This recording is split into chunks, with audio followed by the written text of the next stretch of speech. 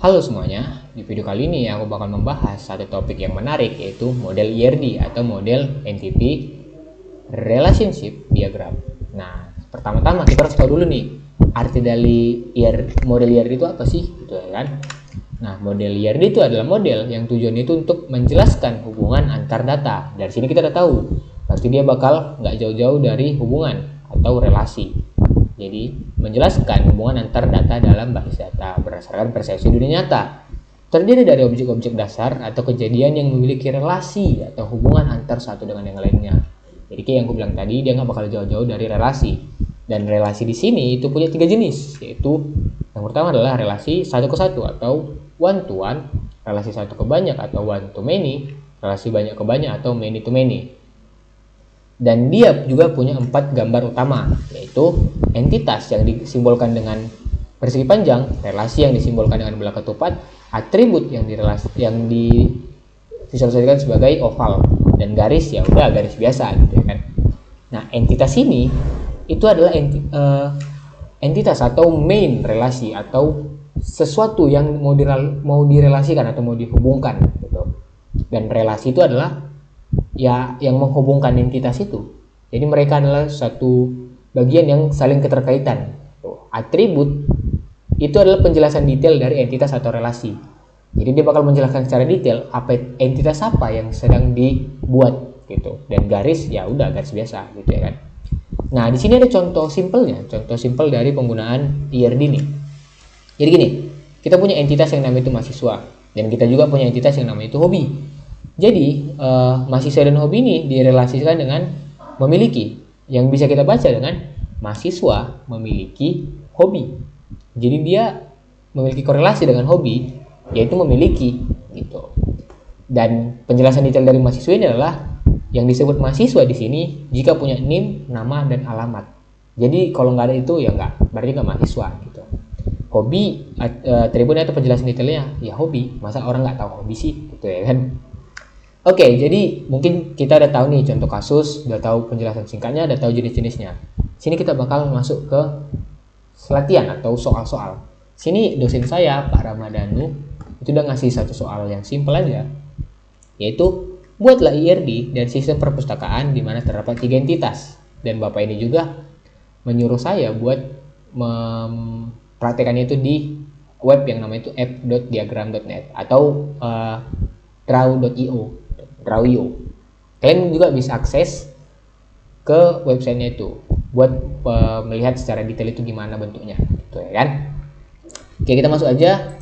Di sini saya udah masuk. Tadi soalnya minta 3 entitas di dalam sistem perpustakaan. Jadi kita butuh 3 entitas. Nah, di sini saya bakal pakai 3 entitas, yaitu petugas, buku, dan member. Kita bakal melakukan relasi terhadap 3 entitas ini, oke? Oke. Jadi pertama kita butuh persegi panjang untuk mendeskripsikan satu entitas. Ini kita tulis di sini adalah member, di sini adalah petugas, dan di sini adalah buku. Ini, oke? Oke. Jadi kita bakal merealisasikan ini. Gimana caranya? Kita harus telaah dulu. Apa yang bisa kita buat hubungan antara mereka 3 ini? Tiga entitas ini. Pertama, saya berpikir gini, member meminjam buku, berarti kita buat ini, kita buat relasi di sini. Kita buat relasi di sini. Ini meminjam atau pinjam. Ya, atau pinjam ya, pinjam. Contohnya pinjam ya kan. Nah, kita masuk nih gini, kita begini. Berarti hal yang bisa kita dapat di sini adalah kita buat dulu garisnya begini. Hal pertama yang kita dapat adalah member meminjam buku, sebaliknya buku dipinjam oleh member. Kita udah dapat satu relasi kan, kita cari lagi nih relasi lain. Apa sih yang bisa dapat lagi? Misalnya nih petugas, berarti petugas menjaga buku, bisa kita begitu, menjaga buku, berarti kita punya lagi nih misalnya kita begitu ya kan, jaga. Berarti relasinya adalah si petugas ini menjaga yang namanya itu ini buku. Kita dapat lagi nih relasinya. Berarti member meminjam buku, buku dijaga oleh petugas. Dan kita juga bisa buat relasi nih antara ini sama ini. Caranya gini. Kan kalau misalnya kita masuk ke perpus, kita jumpa lagi yang namanya itu petugas, dan kita harus meminta apa? Kita harus meminta namanya izin untuk meminjam buku.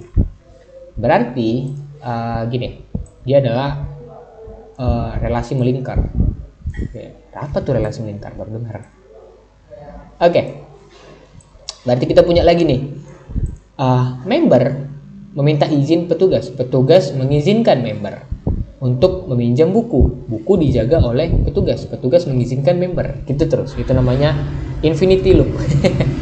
Oke, jadi kita punya apa kan? Punya 3 relasi dan 3 entitas. Ini udah cukup. Sekarang kita bakal membuat penjelasan detailnya. Itu. Misalnya si petugas, si buku nih. Apa sih yang bisa kita dapat informasi dari sini? Misal, kita buat nama buku. Nama buku. Ini ya kan? Kita punya satu nih, atribut. Atribut. Terus kita buat lagi nih. Nama buku kan? Kita garis dulu ya kan, biar cun ya. Kita punya nama buku. Kita kasih relasi. Terus kita lagi punya misalnya nomor buku. Ini. Enggak, tanda panah. Ini dong. Nama buku. Masuk ke buku. Selanjutnya kita buat lagi, yang terakhir adalah jenis buku. Nah, ini udah mendeskripsikan sebuah buku atau entitas buku. Jadi kalau misalnya 3 ini nggak ada, dia nggak ada jenis buku, nggak ada nomor buku, nggak ada nama buku, itu nggak bisa kita sebut dengan buku di perpustakaan. Gitu. Nah, kita kasih lagi nih ke si member. Member itu pasti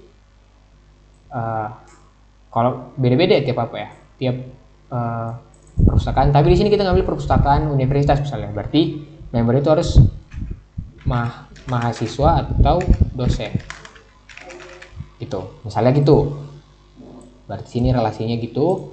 Kita buat garis. Ini kita hubungkan ke sini. Kita buat lagi.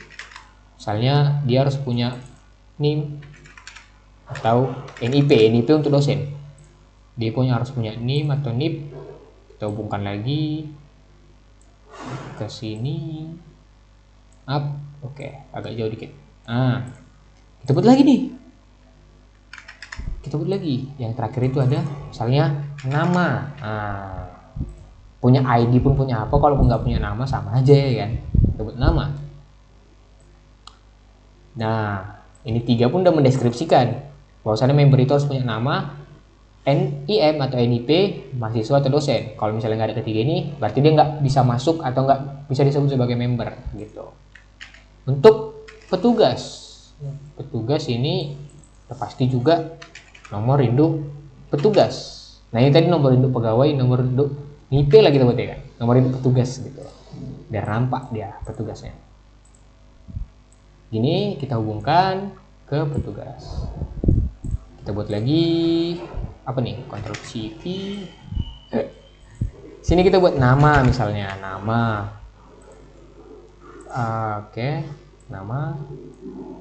Nama udah.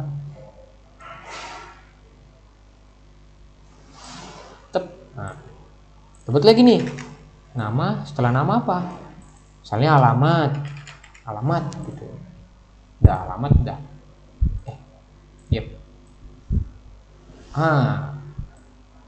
Nah, berarti kita punya penjelasan detail. Member itu harus punya nama, NIM atau NIP, mahasiswa atau dosen, dan dia harus minta izin ke petugas. Petugas itu punya alamat, nama, dan NIP. Nomor induk petugas, NIP kita anggap ya, bahkan itu nggak ada, tapi kita anggap NIP. Dan petugas menjaga buku. Buku itu diisi oleh nama buku, nomor buku, dan jenis buku. Buku dipinjam oleh member. Gitu. Jadi berkesinambungan lah, punya relasi dari 3 ini. Gitu. Itu mungkin soal latihannya bisa kita kumpul kayak gini. Atau kalian bisa buat penjelasan lebih lah. Misalnya punya relasi lain dari CD gitu. Boleh aja, boleh di komen juga untuk penjelasan detailnya itu, biar kita sama-sama sharing. Jadi mungkin itu aja penjelasan mengenai soal latihan, mengenai IRD, mengenai jenis-jenis IRD dan contoh kasus IRD. Oke, so semoga bermanfaat video ini. Jangan lupa like, comment, dan subscribe. Oke, see you in the next video.